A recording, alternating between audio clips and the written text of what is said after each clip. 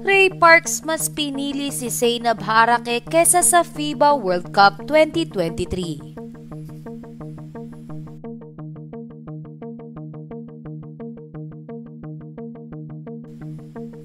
Usap-usapan ngayon ang inilabas na final roster ng Samahang Basketball ng Pilipinas para sa sasabak ngayong FIBA World Cup 2023. Marami nga ang hindi sumang-ayon sa lineup na inilabas ng Gilas Pilipinas at isa na rito ang hindi napabilang na si Ray Parks.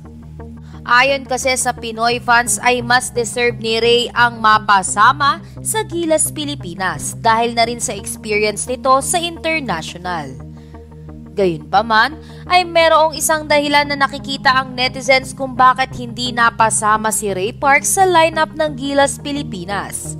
At ito nga ay ang pagliban ni Ray Parks sa practice game ng Gilas Pilipinas nitong nagdaang linggo dahil sa out of the country na bakasyon nila ng kanyang girlfriend na si Zainab Harake. Ayon kasi sa mga sports sites ay mas prioridad ni Ray Parks ang baby time nila ni Zainab Harake kesa sa mapasama sa lineup ng Gilas Pilipinas. Sa kabilang banda para sa mga tagahanga ni Ray Parks at Zainab Harake ay hindi sapat na dahilan ng isang linggong pagliban ni Ray Parks sa tune-up game ng Gilas Pilipinas. Anila ay tuwing maglalaro naman si Ray Parks ay makikita ang husay nito kumpara sa ibang manlalaro ng Gilas. Samantala, ine-enjoy naman ni Ray Parks at Zainab Harake ang kanilang mga sarili dahil wala namang pagkakaabalahan ngayon si Ray Parks.